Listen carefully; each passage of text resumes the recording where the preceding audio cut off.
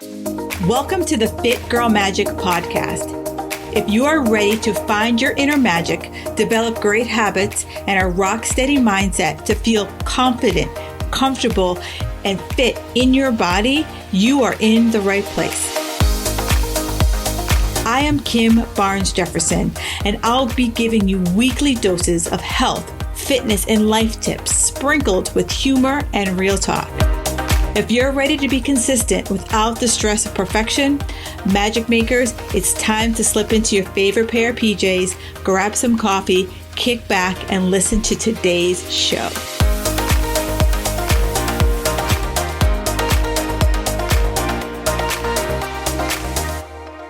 Hey ladies, you can have a guilt-free summer even if you love wine. I hear you. You want to stick with your diet this summer, but 2020 sucked out loud and you want to do all of the things. You've given yourself the same mental pep talk year after year, and you tell yourself, this is the year I'm going to stick to my diet no matter how good the brownies look. You're not going to fall victim to peer pressure. Seriously, you're a grown-ass woman. You've got two superpowers, willpower and discipline, and they've never let you down before. All right, seriously, we've all done that pep talk, right? Guess what? This is the year that you are going to give up the Spanx and not let that plate of brownies bring you to your knees. I have created a guilt-free summer guide where I break down how that you can enjoy your summer with any of the guilt or shame about what you're eating or drinking and still enjoy your summer. So ladies, I'm laying it out there for you. You got a few choices. You can continue to do keto. You can chase your tail trying to string 75 good days together for the 75 hard, or be miserable eating 1,200 calories. Or you can grab the guilt-free summer guide so that you are not avoiding all of the things that you want to do this summer. And you finally are giving yourself peace of mind for not stressing out over, am I doing enough? So grab the guilt-free summer guide right now. All right, how are we doing today? Today I wanted to talk about plateaus. And before we get started, I just want you to know they happen to everyone. So don't feel like you're this, you've been singled out. Plateaus happen for everyone. And, we always feel like we're stuck and we feel like it's just us. And, it's like we want to get through this plateau as quickly as we possibly can. And so what today I want to do is I want to talk about how do you avoid plateaus? How do you break them when you get to them? And how do you reach your goals faster with less frustration? All right. And so the other thing I want to share with you is that I actually have created a download for this. So I've taken all the tips I'm sharing with you and created a download, and I will include the link in the show notes. I know many of you take me on walks with you or you're driving. And so I didn't want you to feel like you had to be scribbling and scrabbling while you are listening, and so that you can actually listen and kind of start to process, like, where do you feel you stand, right? Where do you feel some of your bottlenecks are? Okay. So how would I describe a plateau? It's when you are, making progress and then suddenly the progress stops. So that progress could be you've stopped losing weight. You stopped losing inches. And it just feels like and it hasn't happened for, I'm going to say, give yourself at least 4 to 6 weeks, right? Because I know that, you read the books and you go on the socials and they're like, every week you should be losing anywhere from 1/2 to 2 pounds a week. Now, I wish that would make my job one heck of a bit easier, but it's not the way, right? It's not, it's not linear.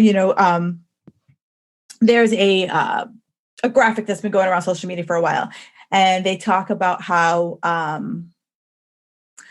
like success, people think like you start here and like you like work your way up, right? Where success is really like, if you could see me, you would be laughing right now. But it's like, it's like your kids, drawings. It's like scribble scrabble, right? That's how success is. Like sometimes we take 2 feet forward and we take 3 steps back, right? It's okay. It's okay. And today, during this conversation, I'm going to show you how do you like see if you are in true plateau and how do you get yourself out of it? Like, how do you create a process? And if you've been listening to me for a while, you know that I'm all about a process because many of us keep going down that same road. We keep falling into to that same damn hole because we think that it's going to be different, that the hole is going to move. No, we have to move. The hole is going to stay there. And, I've talked about this poem. It's by Portia Nelson. I've talked about it where like, you go down the street, you fall into a hole and you're like, oh, shoot, what happened? And then you like fall into the hole, but you're like, oh, I remember this hole. And it doesn't take you as long to get out of it. And then finally one day, you walked down a different street. In this conversation today, I want to teach you walk down a different street. All right. So basically, the first thing is what typically causes a plateau? Water weight. Water, right? So you stepped on the scale. Maybe it's you had a big meal the night before. Maybe you didn't poop the night before. Maybe you had a lot of carbs the night before, right? And so that's what you might be seeing, that it's actual water weight. A lot of people will see this when they come back from vacation. They'll be like, oh, I put on 400 pounds on vacation. And then what really was is because, air travel. I know that when I fly, my body just like absorbs all the water. No matter how much water I drink on the plane, my body just bloats because of the air pressure. That's what it's called, the air pressure, right? And so that's why when people say, oh, I went keto and I lost weight, like boom, it's because when you eat less carbs, there's less water in your body because the glycogen is what stores the carb energy. And so that's when the glycogen is gone, or the carb source is gone, you'll quickly lose those weight. They'll quickly lose the weight and it's temporary. All right.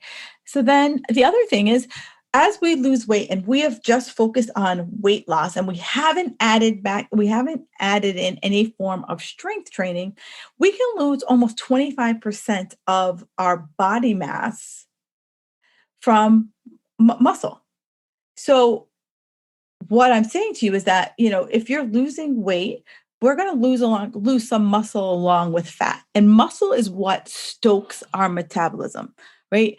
I've done multiple podcasts on the benefits of strength training. So right here is what I'm going to just like literally punch you in the face with.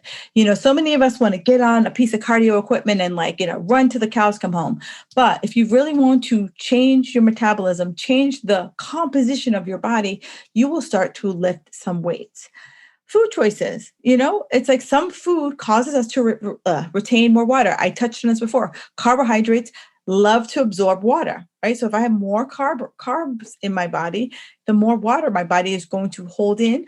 If I had some sodium-rich meal, my body is going to hold in that water. Portion control.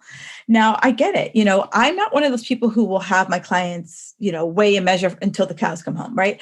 I'm typically, let's weigh and measure for now so we get a baseline, because it's really easy for you to think when you measured a cup and then you start to eyeball what a cup is, that it starts to slowly creep up. And maybe it's now more like a cup and a half. And, that's not a knock. It happens to everyone, think about when people are building homes, it's called scope creep, right? You're like, oh, this is exactly what my dream home is. And then you go on Pinterest and then you're like, well, what about this and this and this? And then like these little things start to add up and creep into your budget. So the same thing happens when it comes to food. Other thing, hormones, stress. Now, I know many people will be like, oh yeah, my hormones. And I did a whole episode on hormones. And we talked about how before we even, blame our hormones, we got to do some other work. We got to chip away at other actions that we're taking. Because yes, it could be your hormones, but it could be you might be eating too damn much. It could be you're not moving enough, right? It could be you're stressed out. And I know many women and women of a certain age, we got a lot of stuff going on, right? Especially in this day and age. We're dealing with a pandemic. God knows what's going on with your kids.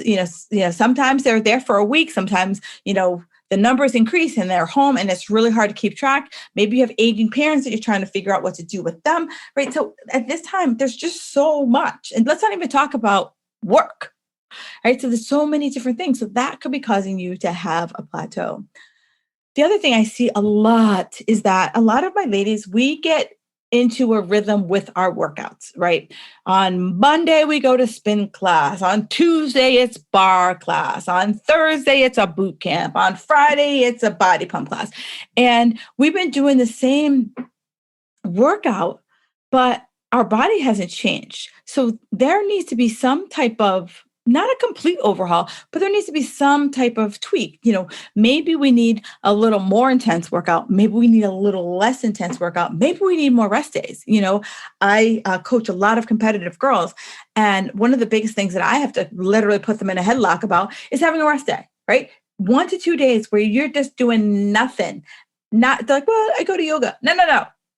I will let you have a leisure walk, but I really want your body to just rest, recover, and move forward.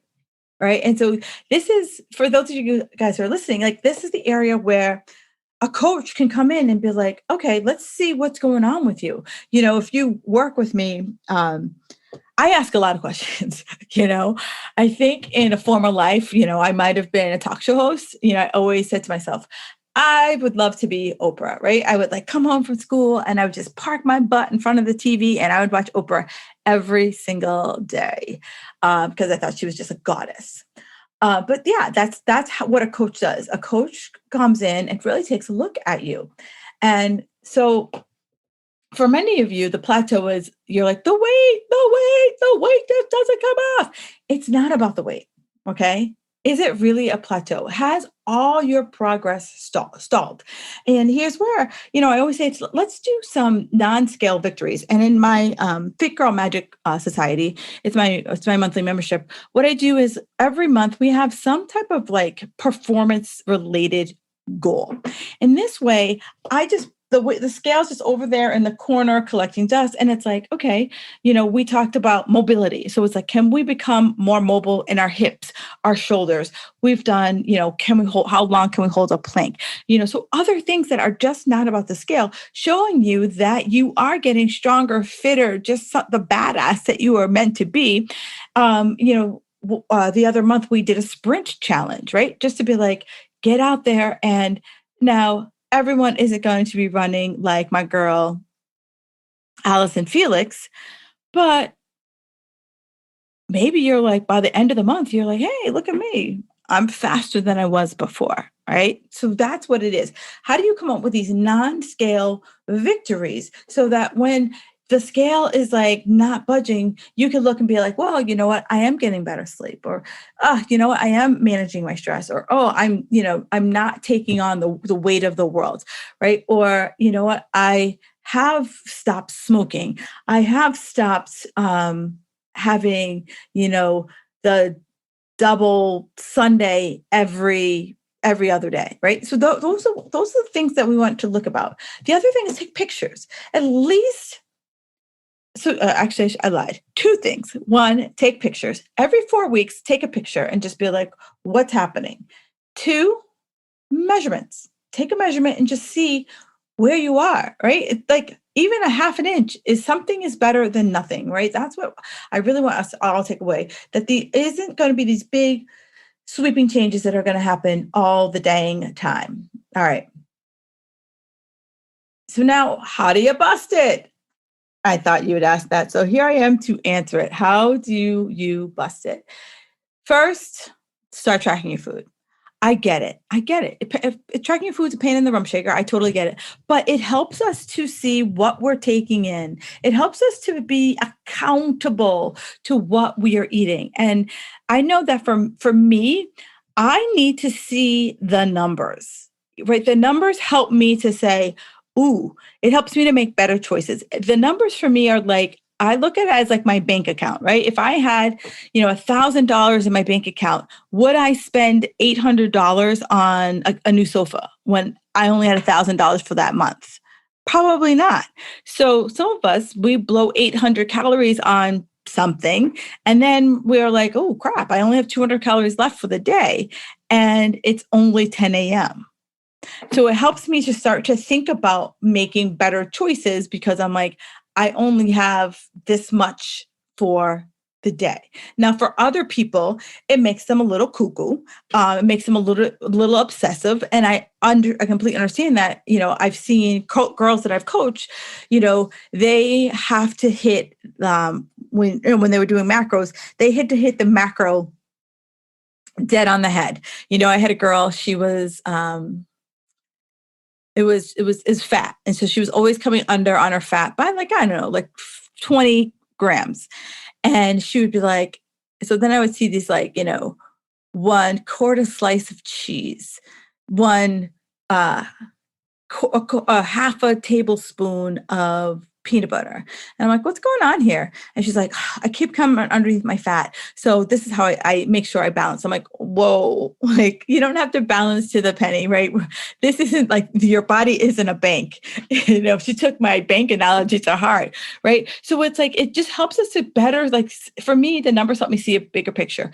But it also said for those of you who are number averse, I get that. It just helps you to see where you are, right? It gets it it just helps you to put a stake in the ground to see where you are, to see if your food choices are adding up. The second place, check your activity.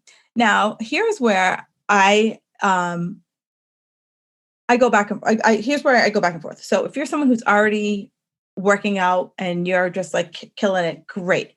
But I want to ask you, are you just killing it in the gym, or do you have any type of outside activity? The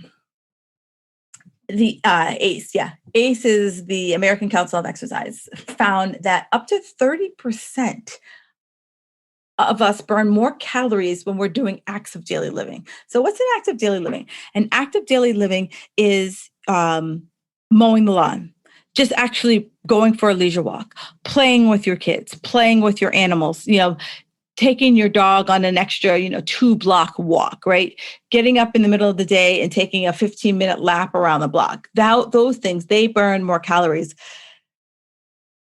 It also kicks off this enzyme called lipase, and lipase helps to kick your body off into burning more fat. So that, the big thing is if I start just being activity. So, think about Fitbits. Everyone has a Fitbit or an Apple Watch or some form of thing that tracks their steps. And so the goal here, ideally 10,000, but, if if you're not there at 10,000, I say in a week, try to see if you can up from wherever you are, add 500 steps each and every week, because those will add as much as 30% to your overall calorie burn. All right. So then, I've talked about this before, protein. Protein is a girl's best friend. It is going to help boost your metabolism. It takes longer to digest. It helps signal hormones in your body that you're actually full and that you don't need to eat anymore. It helps you to stop losing muscle mass. And, as I've talked about before, once we hit age 35, our bodies, it's a natural process. Our bodies are, not building muscle as quickly as it did before 35. And we're losing anywhere from 2 to 3% of our muscles as we age. So it's a perfect opportunity for you to say, all right, I want to start eating more protein. And spreading protein over the course of the day shows that it's good for weight loss and maintaining your muscle. So here's where I know many people will be like, I I need to stop this. And it's alcohol. Now, I'm never going to be that person who's going to be like, hey, no drinks. I've actually done a whole guide on how to have alcohol and still lose weight. So if you want that, I will put that in the show notes as well. But alcohol is a moderation thing. I don't care. Nowadays you see all over the TV commercials that it's organic, that it has no sugar, organic, no sugar, less carbs. I think that's pretty much the three things. Okay. Let's just talk about alcohol by itself. Alcohol by itself is a toxin. Your body doesn't know what to do with it. So even if it doesn't have sugar, it doesn't have carbs, and it's organic, alcohol's alcohol. And your body's like, we don't know what to do with this. Send it to the liver until we figure it out. Okay. So it just goes boom, right to your liver. The second thing about alcohol is that if not done in moderation, it triggers, it causes us to overeat because it lowers our inhibitions, right? So we'll typically, if we're following a diet, we'll be like, yes, I'm just going to have a salad. And then if you have a salad and you're like, you have a glass of wine, and then your friend says, well, I'm going to have another glass, you're like, yeah, I'm going to go for it too. Or the waiter or the bartender will be like, go for it. And you'll be like, yeah, I'm going for it, right? And then what was just a salad with a glass of wine, which is amazing, turns into 2 glasses of wine. And yeah, you know what? Why don't you throw in a couple of those jalapeno poppers, right? That's what I want you to think about. You start to think about things that you don't normally eat, and it might be that trigger for you to become the hungry hippo. Also, it's the trigger for, some people tell me that they're not good sleepers.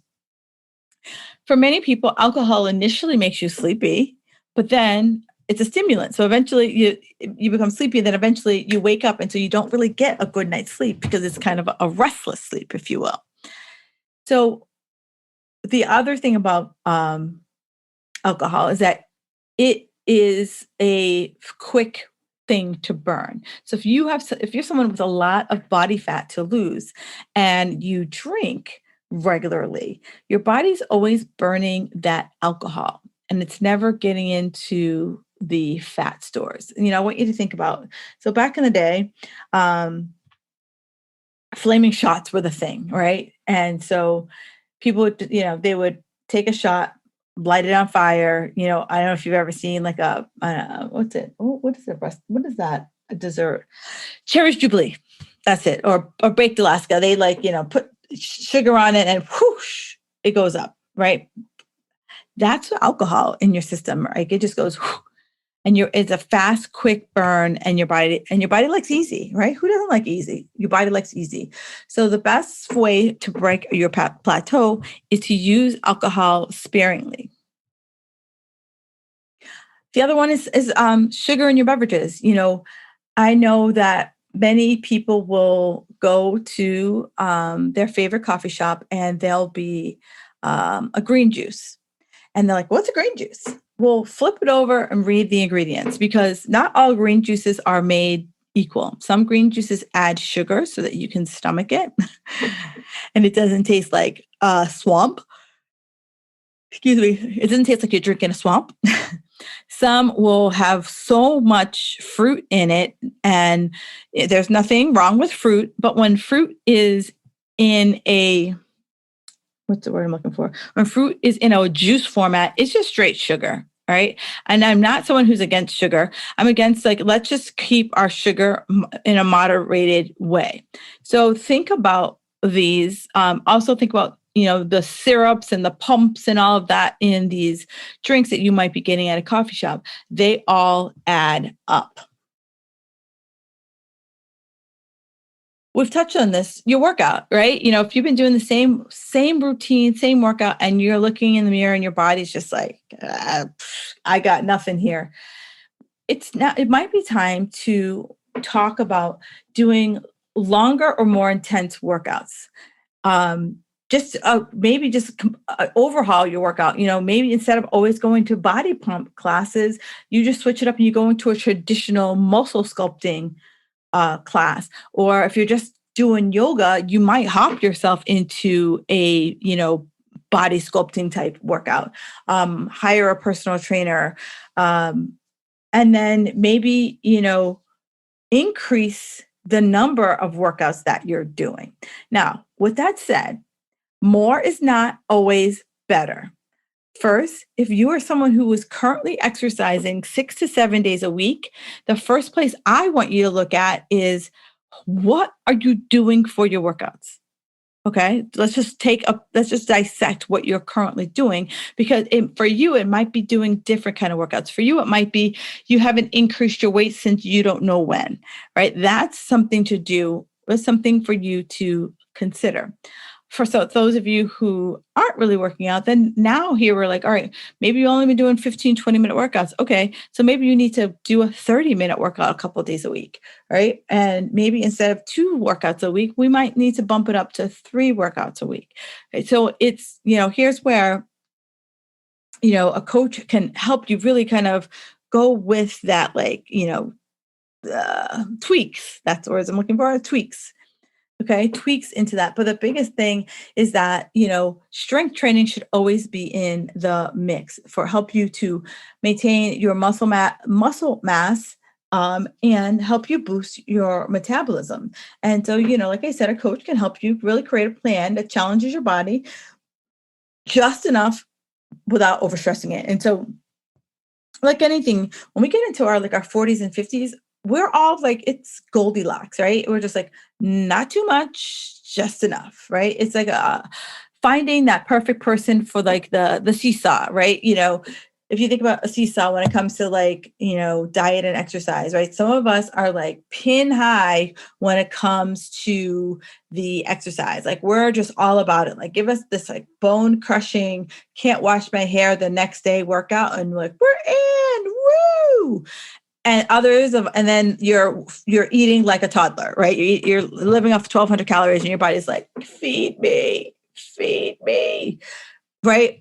Or the other way around, where you're eating like a rock star. Like every food that you eat no one's ever going to be like, oh, why are you eating that? And then your exercise is like, I kind of sort of think about exercise, right? Maybe you're still using the thigh master that's used in somersault. I don't know.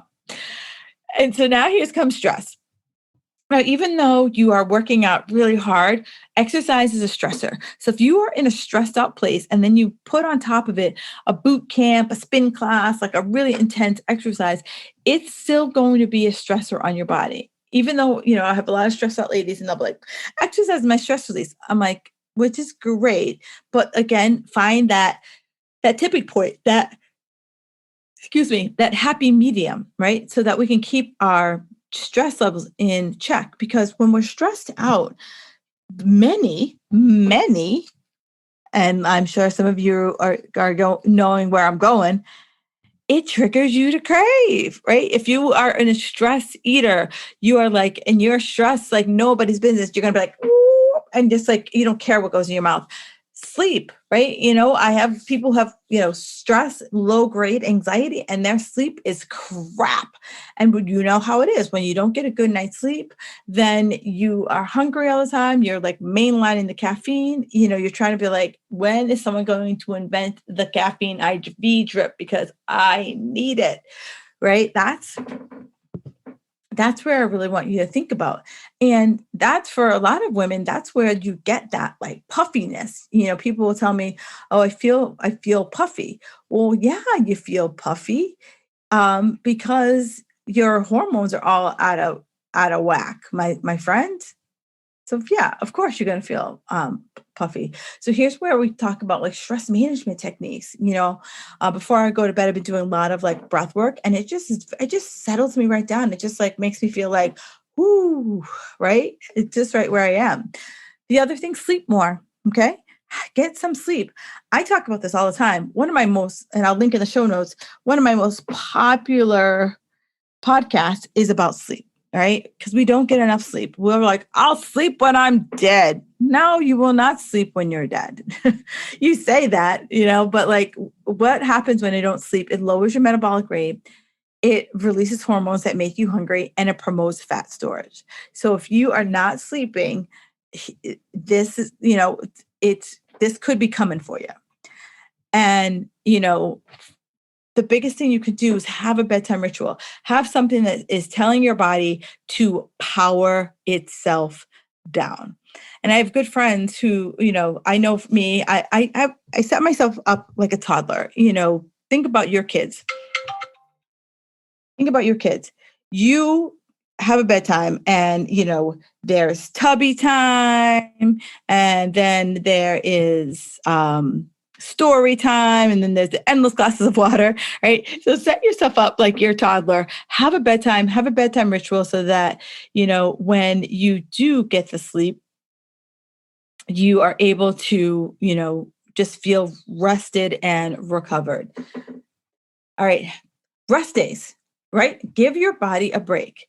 Think about, if you haven't been feeding your body for decades, you've been living on this low carb diet. Give yourself a break, right? It doesn't mean stopping your plan. It means going into maintenance mode for a little bit, right? So that it gives your body a reset, a restart, a reboot, so that it doesn't feel like you're always like diet, diet, diet, diet, diet or die, right? So that here's where we're like, okay, let's boost up our calories a bit. Let's get some more sleep. Let's get to some more rest. Let's scale back our workouts for a touch. Think of it as like a mini vacation for your body. And so that way we can then start to reset and restart the plan, because we'll probably see more activity when that happens. And here's where, I work a lot with the girls in my Fit Girl Magic Society. I work with my private clients to really help them do this, so that we can find, when do we need to actually take a diet break? Are we going too hard? When is it time to mix something up? When is it time to add something new to the mix? And then lastly, check in with your doctor, right? I have two sides of this for the doctors, right? So first is that I need to check with my food, right? I can overeat healthy food as easily as I can overeat not so healthy food. So check in, for a couple months, see what I'm eating, right? Check my sleep, check my water, check my protein. If all of those are like are flying, or if I'm doing all of those things, I'm on point, if you will. I just can't believe I just said that. Sorry. If all of those are great, then I'm going to check with my doctor to see if there's something going on. Because if I am not nailing the basics, then my going to my doctor and talking about all these other things, it's still going to be a problem if I don't hit these basics. And I talk about this in the hormones podcast that I did. So I really want you to log into that one, and I'm going to put all of these in the show notes. But listen to that, because her name was Allie. Yeah, Allie. She talked a lot about, like, we have to have all the basics nailed before we can go to a doctor and they can get a good picture of exactly what's going on. Because if I'm not eating enough food, if I'm not sleeping enough, if I'm stressed like a mofo, then of course my numbers are going to be a hot mess. And there's really nothing my doctor can do other than to tell me to go home and chill out. And that's not what you want to hear from them, right? You want a solution. And so I'm giving you a solution now. But if you've tried all these 4 things and you've tried it for at least 2 to 3 months and you still feel like that, yeah, get your doctor involved, because there could be something more going on. But, take a snapshot of yourself, because a lot of it is our lifestyle behaviors versus something medical going on. And not that I'm just discrediting the medical profession. I'm not discrediting if it's something dramatic going on, talk with your doctor. But what I'm saying is, many of our things that are going on with us are just the way we treat our body, right? One of my guests said this, and I am just like, wow, like it blew my mind. If you can't hear your body whisper, you can't hear your body scream. And so what I'm saying is, I think many of us, our bodies are whispering at us. We're so busy. We're caught up in the cycle of like, do, do, do, do, do. And we're not sitting down for 5 hot minutes and listening, doing a scan of what could be happening with our body. And it could just be something as simple, if I got a few more hours of sleep each night, if I, added a few more calories to my nutrition, if I started, strength training, I might feel better, is really where I'm going. So, as a coach, one of the things I really work to provide to my clients is motivation, accountability, support, and a plan. and a plan and a proven process. So if you feel like you're out of sorts and you're missing that, do me a favor, hit me up. Let's have a conversation. And I'd love to see how I can best assist you. You can totally find me on the socials. Kim Jefferson Coach on Instagram, Kim Barnes Jefferson on Facebook. And you could always email me at hello@kimbarnesjefferson.com. As I said, I'm going to put this, I'm going to put this, all the things I mentioned on the show notes. Also these tips and these 10 ways to bust through the plateau. I've created a download for you. So if you want that, go to the show notes and you'll be able to download it immediately. All right. Thank you so much for your time. Have a fabulous rest of your day. Enjoy. Thank you for listening to the Fit Girl Magic podcast. If you've made it this far, yay. I'm thinking you enjoyed the show. Let's continue the conversation on Instagram. You can find me at Kim Jefferson Coach. In order for me to keep sharing this message, do me a favor and leave me a 5-star review on iTunes. While you're there, don't forget to subscribe so that you won't miss an episode. New episodes are available every Wednesday. The Fit Girl Magic podcast is intended to provide you with tips, tools, and strategies that will help you make better decisions about your health. I really appreciate your feedback and your support. Thank you so much.